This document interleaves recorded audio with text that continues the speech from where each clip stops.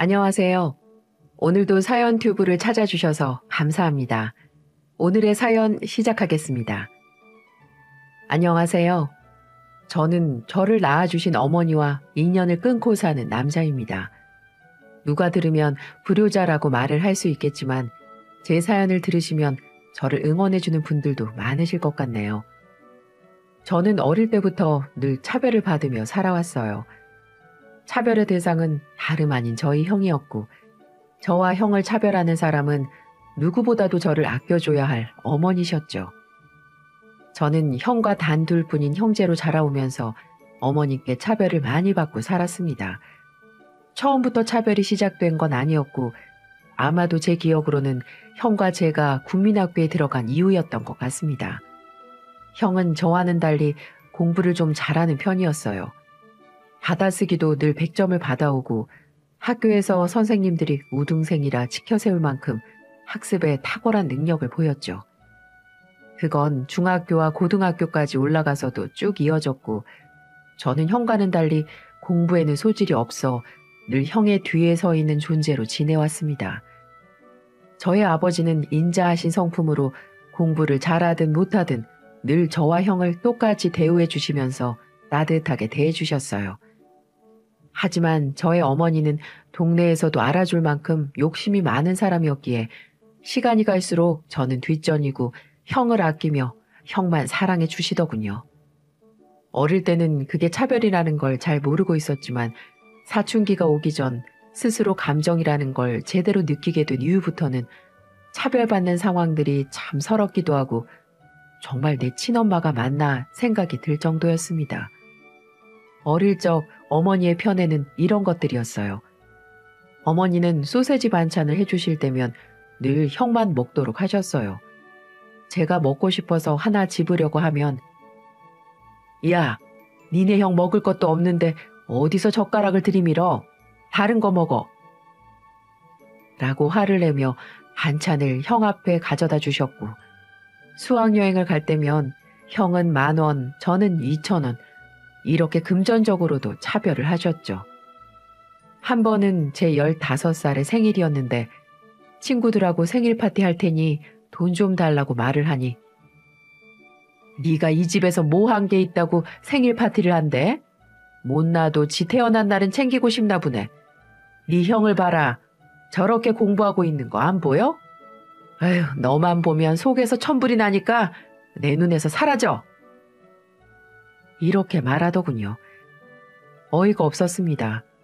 한 달 전 형의 생일이었을 때는 선물로 카세트도 사주고 생일 케이크 사다가 축하 파티 해줬으면서 저는 이렇게 찬밥 신세니 그 사춘기 나이에 제가 얼마나 서러웠겠어요.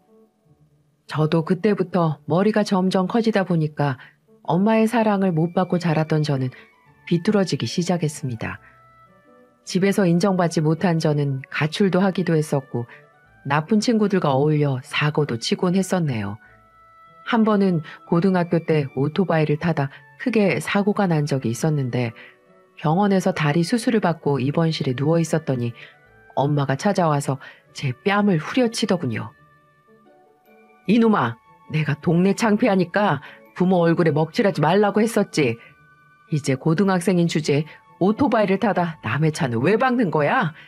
그냥 죽어라 이놈아. 어떻게 지 형이랑 저렇게 다를 수 있을까? 내가 저놈 때문에 제 명예 못 살겠어. 네, 물론 제가 잘못을 했으니 야단을 맞는 건 당연해요. 하지만 이제 막 수술 끝난 아들에게 갑자기 와서 뺨을 때리다니요. 너무 서러워서 눈물이 다 나더군요. 그래서 그때 처음으로 엄마한테 반항을 한 것 같아요. 형, 그놈의 형, 제발 그만 좀 하세요. 이제 안 지겨우세요? 그렇게 마음에 안 드시면 저 호적에서 파세요. 저는 상관없으니까. 뭐 이놈아? 도대체 왜 이렇게 차별을 하시는 건데요? 저 엄마 아들 맞기는 해요? 그놈의 형. 그 잘난 새끼 평생 그렇게 껴안고 사세요. 나가세요. 나가시라고요. 이렇게 저는 병원이 떠나갈 듯 울분을 토했습니다. 엄마는 지금껏 한 번도 보지 못한 제 반항에 잠시 놀라시는 듯 했지만 역시나는 역시나였습니다. 그래, 나도 너 호적에서 제발 파고 싶다. 어떻게 너 같은 애가 내 뱃속에서 나왔는지 모르겠다. 앞으로 한 번만 더 내 얼굴에 그리고 네 형 얼굴에 먹칠하면 가만 안 놔둘 테니까 그런 줄 알아. 그리고 병원비 네가 내. 너 같은 거한테 내줄 병원비 없으니까. 그렇게 말을 하며 가버리더군요. 그 뒷모습을 보고 얼마나 제가 처량하던지 정말 죽고 싶다는 생각을 그때 처음으로 했던 것 같아요. 다음 날 아버지가 오셔서 제 걱정을 해주며 위로를 해주셨지만 제 아픈 상처를 달래주기에는 부족했습니다. 아버지는 전국을 돌며 건설 쪽에서 일을 하는 기술자셨기 때문에 항상 바쁘셨어요. 그러다 보니 집에 오지 못한 날도 많았고 저를 그렇게 보살펴주는 날도 극히 드물었죠. 유일하게 저를 안아주고 옆에서 사랑으로 챙겨주는 사람은 저희 할머니셨습니다. 아이고 우리 새끼 얼굴이 왜 이렇게 반쪽이 됐어? 밥은 먹은 거야? 이 헬미가 맛있는 거 사줄까? 할머니, 아니 왜 울어? 남자는 가끔 사고도 치고 그래야 나중에 큰 사람이 되는 거야. 딱 보니까 네 애미한테 또 한 소리 들었구만. 어떻게 어렸을 때부터 변한 게 없다니. 내가 제발 그러지 말라고 해도 들어먹지를 않아. 그래도 우리 손주한테는 이 헬미가 있으니까 힘내. 남자는 자고로 눈물을 많이 보이는 게 아니야. 일로 와, 우리 손주 안아줄게. 할머니는 이렇게 언제나 저를 안아주셨습니다.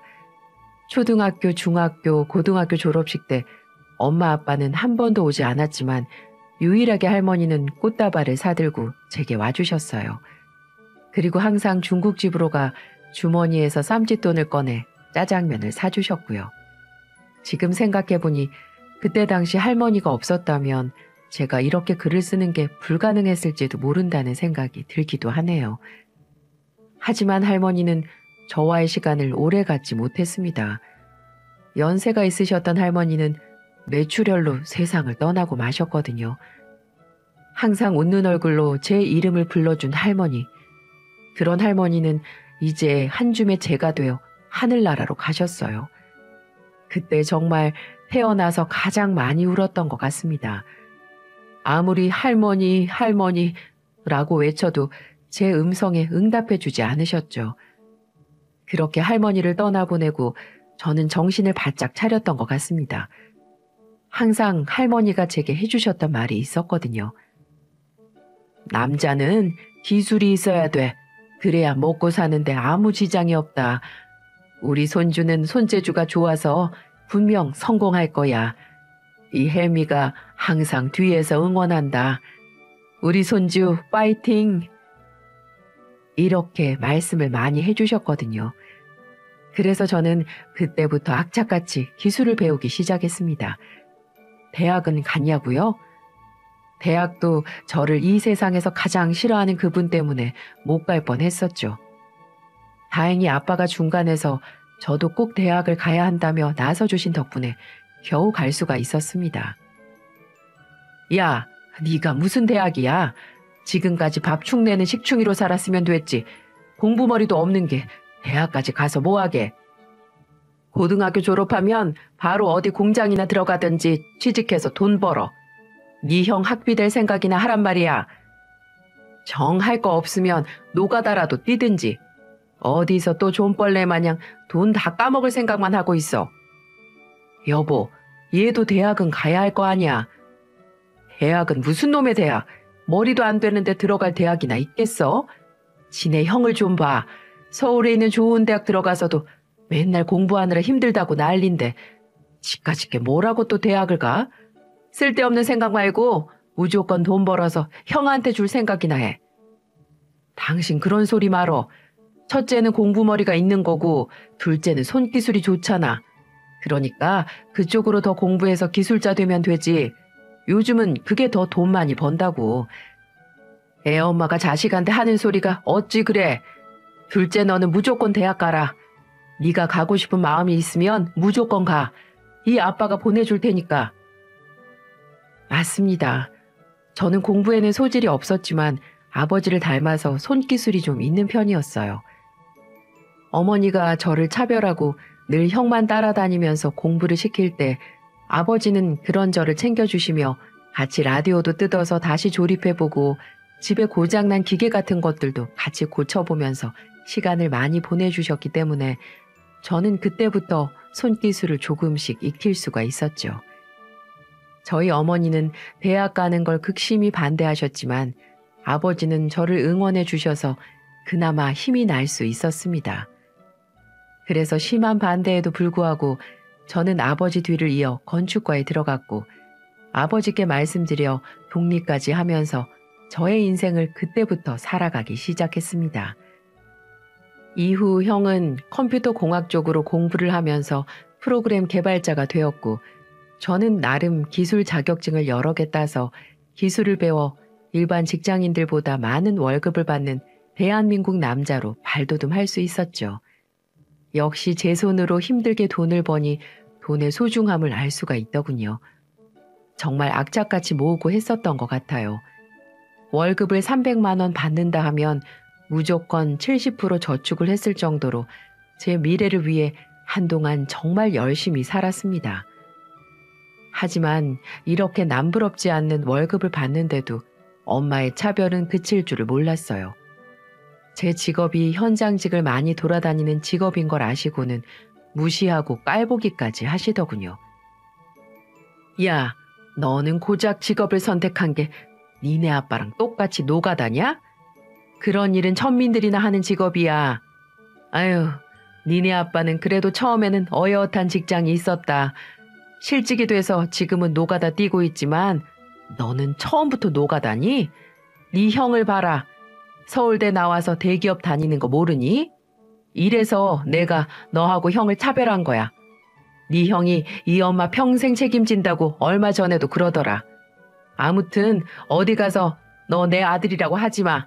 창피하니까. 참 여전하시죠. 사람 성격이 쉽게 변하지 않는다고 하지만 이렇게 한결같을 수가 있을까요? 이뿐만이 아니었습니다. 이런 극심한 차별은 제가 결혼할 때도 마찬가지였습니다. 뭐 당연한 수순이겠지만 형이 먼저 결혼을 했습니다.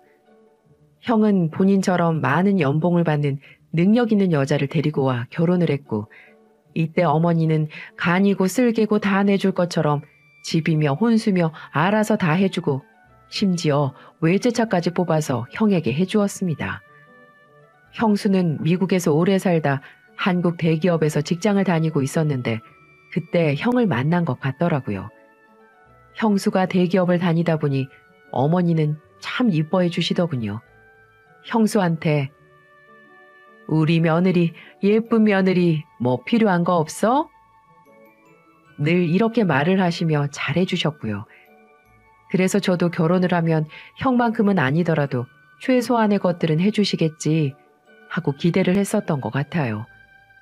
하지만 이런 제 마음은 말 그대로 소망에 불과했습니다. 저도 좋은 여자를 만나 결혼을 할 때가 돼서 어머니께 소개를 시켜줬더니 예, 우리 첫째가 결혼한 지 얼마 안 돼서 우리가 해줄 수 있는 게 없다. 집은 내가 5천만 원짜리 월세방은 구해줄 수 있어.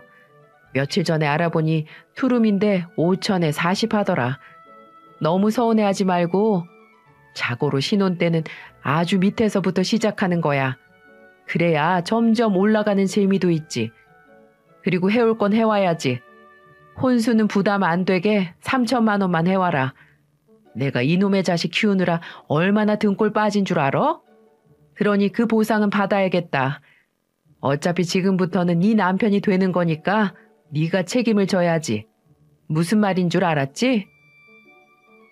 제 아내는 그 소리를 듣더니 황당한 표정을 지었습니다.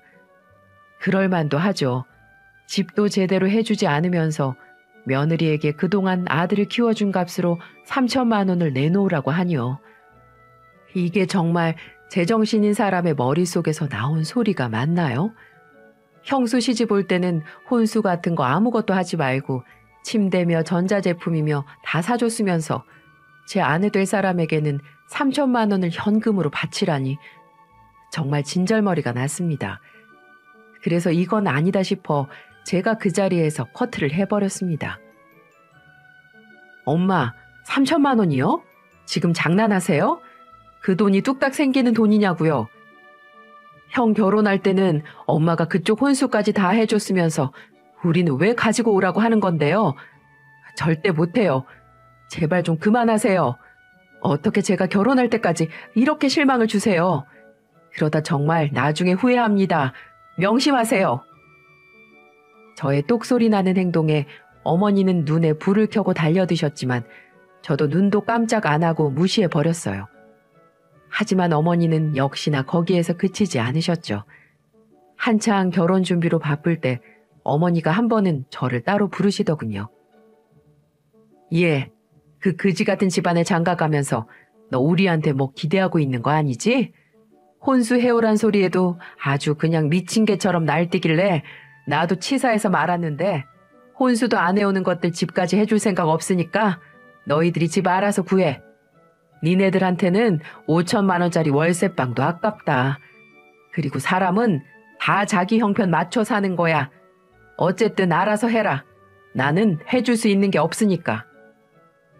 혼수를 해오지 않았다는 이유로 월세방마저 해줄 수가 없다는 어머니의 이야기를 들으면서 그렇게 하시라고 말하며 앞으로 무슨 일이 있어도 저한테 의지할 생각, 뭐라도 요구할 생각, 부탁할 생각도 일절하지 말라고 해버렸죠. 엄마, 앞으로 후회하지 마세요. 평생 어머님의 그 은혜 잊지 않겠습니다. 야, 너 지금 비꼬는 거니? 너한테는 아무리 눈을 씻고 찾아봐도 받아먹을 게 안 보이는데 내가 왜 믿지는 장사를 해야 하는 건데? 네 형처럼만 했어봐라. 이제 두고 봐. 니네 형 조금만 있으면 나한테 효도한다. 너는 어디 내가 길바닥에 안 버리고 지금까지 키워준 것만 해도 감사하게 생각해. 일말의 기대를 한 내가 잘못이라며 스스로를 자책하며 저는 어떠한 기대도 하지 않으며 결혼 준비를 했습니다. 그리고 어차피 저희 아내도 처음에는 소박하게 사는 게 좋겠다며 저를 위로해 주었고 그동안 제가 모아온 돈이랑 처갓집에서 7천만 원을 지원해 주셔서 대출을 받아 작은 아파트에 들어갈 수 있었습니다. 다행히 장모님, 장인어른은 제 상황을 이해해 주셨고 둘이 잘 사는 모습만 보여주면 그것처럼 고마울 게 없다면서 저희를 응원해 주셨습니다. 아, 그리고 아버지가 엄마 몰래 따로 3천만 원을 해주셔서 조금 여유가 생길 수가 있었네요. 저는 아내에게도 미안한 마음이 컸지만 앞으로 내가 더 잘하며 살아야겠다고 생각을 하며 마음을 다잡았습니다. 결혼 생활은 행복했어요. 현장에 갔다 퇴근을 하면 밥상을 차려놓은 아내가 있어서 좋았고 언제나 제 편이 되어주는 아내가 있어서 좋았습니다. 저는 이런 아내를 만날 수 있는 것만이라도 큰 행운이라고 생각했어요. 그래서 하루빨리 자리를 잡기 위해 일을 정말 열심히 했던 것 같네요. 이 세상을 살아보니 돈만큼 최고가 없더라고요. 어떤 분들은 건강이 제일 중요하네, 아니네, 명예가 중요하네 이런 분들도 있었지만 전 돈이 있어야 그런 것들도 가능하다고 생각이 들었거든요. 앞으로 아이들도 낳아야 하고 싶은 것들을 하려면 돈이 있어야 했습니다. 집에서 형처럼 제게 지원을 안 해주셨기 때문에 저는 오로지 제 힘으로 제 가정을 일으켜야 했어요. 그래서 힘들어도 악착같이 버티며 일을 해가고 있었죠. 하지만 얼마 못 가 또 한 번의 마음이 무너지는 사건을 맞이하게 되었습니다. 저는 그 길로 어머니와의 인연을 끊기로 마음을 먹었었죠. 아버지 생신 때 형네 가족들도 다 모여서 식사를 하기로 했어요. 근데 밥을 먹던 중 입안에 있던 음식물을 다 뿜어낼 만큼 충격적인 소리를 듣게 되었죠. 어머니, 우리 미국에다가 집 구해놓은 거 조만간 보러 들어가려고요. 거기 사는 친구가 괜찮다고 해서 일단 급하게 엄마가 준 돈 다 합해서 구하긴 했는데 눈으로 일단 보긴 해야 할 것 같아서요. 그래. 아유, 알았어. 이따 밥 먹고 다시 얘기하자. 뜬금없이 미국에 집을 구했다고 하는 형의 말을 들으면서 저희 온 가족이 의아해했고, 거기에 안절부절 못하는 어머니의 모습을 보면서 아버지가 물어보셨습니다.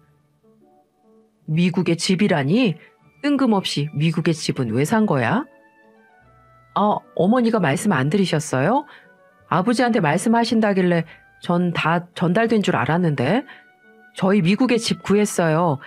이 사람 일 때문에 미국에 종종 가야 할 일이 생겨가지고. 근데 네 엄마가 돈을 줬다는 건 뭐야? 돈이요? 몰라요. 돈 생겼다면서 미국에 집 사야 할 것 같다고 얘기하니까 좀 도와주셨는데요. 물론 우리도 보태긴 했지만요. 아버지는 그 얘기를 듣더니 이번에는 불같이 화를 내시더군요. 당신 당장 말해. 당신이 돈이 어디 있어서 애한테 돈을 보내? 아이 참, 그게 중요해요. 우리 아들이랑 며느리가 필요하다는데 엄마로서 도와줬다는 게 중요하잖아요.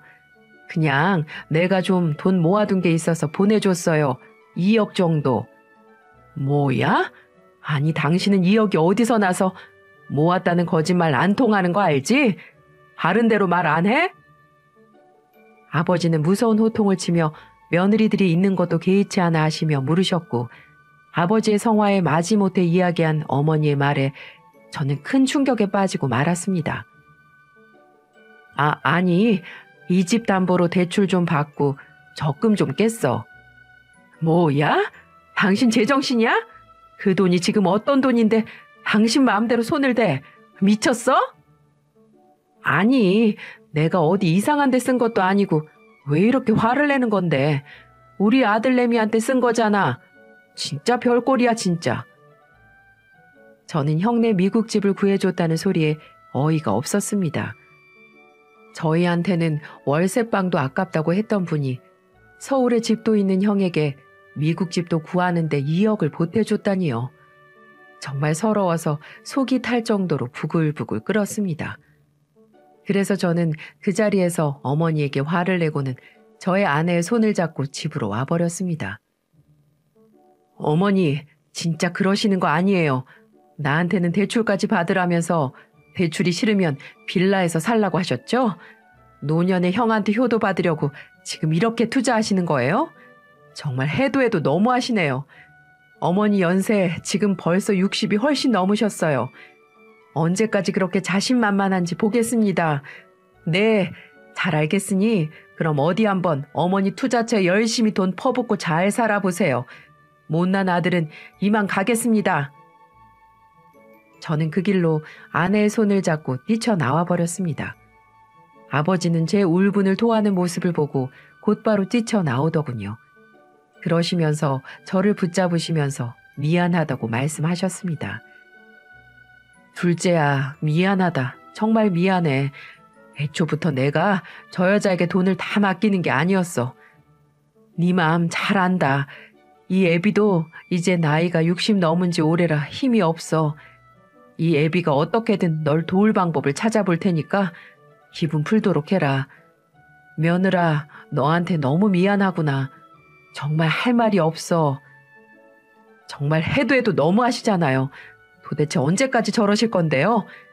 이러고 산 지가 벌써 30년이에요. 아버지는 지방 다니시느라 제가 얼마나 그동안 고통받고 살아왔는지 잘 모르시죠? 이젠 정말 지겹다고요. 엄마라고 부르고 싶지도 않다고요. 안다, 알아. 그래서 내가 이렇게 미안한 거야. 아버지는 그렇게 말씀하시며 저를 꼭 안아주셨습니다. 지금 해줄 수 있는 건 저를 진정시키고 집으로 돌려보내는 게 최선이었을 테니까요. 하지만 저는 받은 상처가 너무나도 컸기 때문에 아무리 제가 존경하고 사랑하는 아버지의 이야기라도 들을 수가 없었습니다.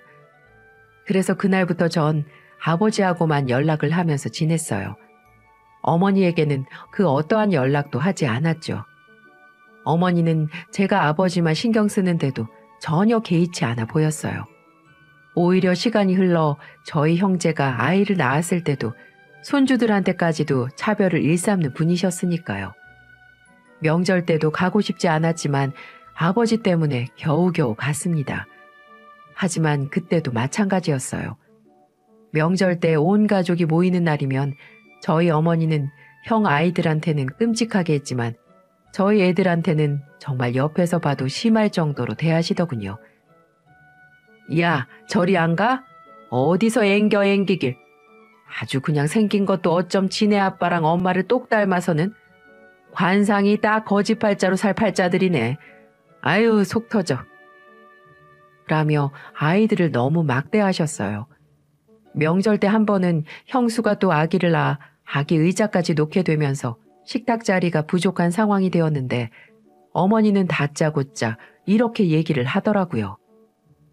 야, 니네는 큰아빠네하고는 겸상하는 것도 웃기니까 저기 딴 데 가서 먹어라. 니네 엄마한테 상 펴달라고 해서 저기서 먹어. 어디서 자리를 차지하고 앉아있어. 라고 말하며 식탁에 미리 앉아있는 애들을 쫓아버리시더라고요. 그 모습을 보고 저도 한마디를 했죠. 어머니, 저희도 어머니랑 겸상하기 싫습니다. 추잡하고 더러워서요. 저희는 이만 꺼져드릴 테니 형 식구들이랑 실컷 밥 잡수세요. 그리고 세뱃돈 1,000원이요? 형님네 애들은 5만 원 주면서 1,000원? 참 대단하시네요. 이제는 존경스러울 정도예요. 이제는 정말 웃음밖에 안 나오네요. 이렇게 말해버리고는 아버지께만 죄송하다고 인사를 드리고는 아예 애들을 데리고 나와버렸습니다. 저희는 그 이후에 10년 동안 명절에 잠깐 얼굴만 비출 뿐 어머니와는 어떠한 말도 하지 않으려고 했어요. 아니, 솔직히 얼굴도 보기 싫었습니다. 정말 아버지만 아니셨다면 이 지긋지긋한 인연 깨고 싶을 정도로 말이죠. 저와 아내는 10년이라는 시간 동안 부지런히 일하고 돈을 벌어 좋은 아파트도 장만하고 안정적인 생활을 할 수 있는 게 그나마 위안일 수 있었겠네요. 하지만 행복이 있으면 불행이 또 찾아온다고 했던가요? 엄마를 대신해 저를 항상 응원해 주시고 사랑해 주신 저희 아버지가 암이라는 병에 걸려서 74세의 나이로 세상을 떠나고 말았습니다. 정말 비극이었어요. 그렇게 듬직하셨던 아빠는 세월이라는 무게와 암이라는 병을 이기지 못하셨습니다. 지금까지 이렇게 버티고 산 건 아버지의 존재가 정말 컸었는데 그렇게 떠나시니 얼마나 눈물을 삼켰는지 모릅니다. 장례식장 그 자리에서 모두가 오열을 하며 아버지의 죽음을 슬퍼하고 그리워했습니다. 아버지의 장례를 치르고 난 뒤 아버지가 그동안 모아두셨던 돈들은 전부 아내인 어머니와 저의 형이 분할 상속을 받게끔 되어 있어 그걸 처리하는 데 나서게 되었습니다. 그런데 저와의 인연이 끊겼음에도 불구하고 여전히 정신을 못 차린 저희 어머니는 또 이런 황당한 말을 하시더라고요. 예, 첫째야. 네 아빠 돌아가시고 나 혼자 외로워서 못 살아. 그러니까 내 재산까지 다 합해서 너한테 줄 테니 난 너네 집에 들어가서 살게 해줘라. 막내네는 적어주면 딱이고 너랑 나랑 아파트 나눠야 하는데 못하러 그러니 어차피 지금 너네 사는 곳이랑 거리도 얼마 안 되니까 거기로 들어가 살자. 대신 우리 집 살던 것도 다 팔아서 얹어줄게. 제 의사는 안중에도 없다는 듯이 형과 같이 살자는 의사를 전달했어요. 형네는 같이 살자는 말에 반발심이 드는 듯 했지만 아파트와 재산을 합해 7억을 주겠다고 하니 어쩔 수 없이 받아들이는 눈치였습니다. 그리고 저는 일말의 기대도 하지 않고 있었기 때문에 아버지가 물려주신 재산을 받고 잘 불려봐야겠다는 생각으로 그 자리를 마무리 지었죠. 한 3년을 그렇게 살았을까요? 그 후로 어머니는 형네 집으로 들어가 사셨고 저는 형네하고도 거의 왕래를 안 하며 지냈었기 때문에 간간히 소식만 들으며 저희의 일상을 지내고 있었습니다. 근데 어느 날 갑자기 형에게서 연락이 오더군요. 그래서 받았더니 뜬금없이 미국으로 이민을 간다고 하더라고요. 그때 조카들은 미국에서 유학 생활을 하고 있었는데 이참에 아예 넘어간다는 것이었어요. 저는 일단은 어머니가 가장 궁금해 물었어요. 그럼 어머니는 같이 가는 거야? 아니, 그 노인네가 미국을 어떻게 가? 모실 만큼 모셨으니 이제 혼자 독립하셔야지. 얼마 전에 말씀드렸는데 아주 그냥 자기도 데리고 가라고 생떼를 부리고 난리가 났다. 근데 어머니는 못 가셔. 가봤자 적응 못하고 금세 한국 오겠다고 난리칠 게 뻔해. 우리도 거기 가서 처음 사업하면서 자리 잡는 건데 힘들 테고. 그래서 그런데 네가 좀 모시면 안 되겠니? 내가 한 3년 동안이나 모셨으니 너도 이제 그 정도는 해야 될 거 아니야. 어머니한테 말했더니 너랑은 죽어도 못 산다고 하시는데 어쩌겠냐. 그래도 네가 아들인데. 요즘 그래서 이것 때문에 골치가 다 아파. 아주 며칠을 알아 누워서 데리고 가라고 난리도 아니야. 저는 저한테 무심하게 행동했던 어머니만큼이나 어머니를 무심하게 대하는 형을 보니 괴물이 괴물을 낳았다라는 생각밖에 들지 않았습니다. 하지만 애초에 저는 그들에게 어떠한 간섭도 하지 않았기 때문에 형 네가 많은 재산 받았으니 네가 알아서 해! 라고 말하며 끊어버렸습니다. 그런데 그러고 얼마 뒤에 이번엔 어머니가 아주 오랜만에 전화를 하셨더군요. 그리고는 한다는 소리가 참으로 황당했습니다. 예, 너네 첫째 형 이민 간단다. 미국 가서 사업하겠대. 나는 죽어도 못 데리고 가겠다니까 너네가 이제 나 좀 책임져라. 저는 당당하게 나오는 어머니를 보며 너무 황당해서 어이가 없더군요. 죽어도 저랑 못 살겠다고 했던 양반이 뜬금없이 전화를 해서는 모시고 살라뇨. 그래서 실컷 웃어주고는 말씀드렸죠. 어머니, 이제 와서 왜 이러시는데요? 우리 남 아니었던가요? 자식 새끼 잘못 키워서 노후 대책에 실패하신 걸 왜 여기 와서 책임지라고 말씀하시는 건데요? 저는 어머니 말대로 드릴 게 없어요. 내 거든 남의 거든 밥그릇 만들기에도 바쁘니까 어머니 책임지라는 끔찍한 소리는 꺼내지도 마세요. 뭐야? 이야, 네가 자식 새끼로서 그게 할 소리야? 도리도 안 하는 게 무슨 자식이라고. 당장 나 들어갈 방 만들어놔. 내일이라도 당장 들어갈라니까. 무슨 소리세요? 저 어머니 자식 아닌 지 오래됐습니다. 저한테 부모님은 아버지밖에 없어요. 여지껏 한 번을 안 찾다가 금이야 오기야 챙긴 투자처에 문제 생기니까 이제야 제가 아까우세요? 근데 어쩌나요? 이미 버스 떠났어요. 야, 이게 진짜. 너 내일 가서 봐. 내가 찾아가서 홍군형 내줄 테니까 꼼짝 말고 있어. 어머니, 죄송하지만 저 하나도 겁 안 나요. 그리고 어머니 입으로 말씀하셨잖아요. 저한테는 받아먹을 게 쥐뿔도 없을 거라고. 네, 어머니 말대로 저 쥐뿔도 어머니한테 드릴 거 없으니까 다시는 찾아오지 마세요. 어디 벽에 똥칠할 때까지 혼자서 잘 살아보세요. 어머니가 키운 괴물이 어떤 인간인지 똑똑히 보면서요. 저는 그렇게 제 할 말만 하고는 전화를 끊어버렸습니다. 그리고는 다시는 어머니의 연락을 받지 않았어요. 그 뒤로 형은 정말로 이민을 가버렸고 어머니는 그나마 양심이 남은 형이 단칸방으로 얻어준 집으로 들어가 혼자 살고 있다고 들었어요. 그 이후로는 형도 미국에서 힘들게 사업을 하고 있는지 좀처럼 연락이 오지 않고 있고요. 어머니는 어머니가 뿌린 대로 거두었다는 걸 좀 깨달을 필요가 있습니다. 저는 평생을 어머니에게 차별 대우를 받으며 온갖 서러움을 다 당하며 살았는데 이제 와서 형이 자신을 버리니 아쉬운 마음에 저를 찾는 게 정말 싫더라고요. 그래서 저도 어머니를 받아주지 않았어요. 결국 어머니는 빈털터리가 되어 혼자 사는 신세가 되었고 노년에 그동안 하지도 않던 일자리를 구해 먹고 살아야 하는 신세가 되어버렸죠. 평생을 저는 어머니 밑에서 식충이로 거지로 살았고 형은 왕자로 떠받들여지며 살았는데 이 서름은 당해보지 않은 사람은 절대 모를 겁니다. 사람이 나이가 들고 살아오는 시간만큼 생각과 지혜가 함께 자라면 좋겠지만 그렇지 않은 사람도 있다는 걸 다들 아실 거예요. 그 중에 한 케이스가 바로 저희 어머니입니다. 이 상처가 아무려면 시간이 조금 더 필요할 것 같습니다. 여러분에게는 주변에 아낌없는 사랑을 주는 인연들이 넘치기를 바랄게요.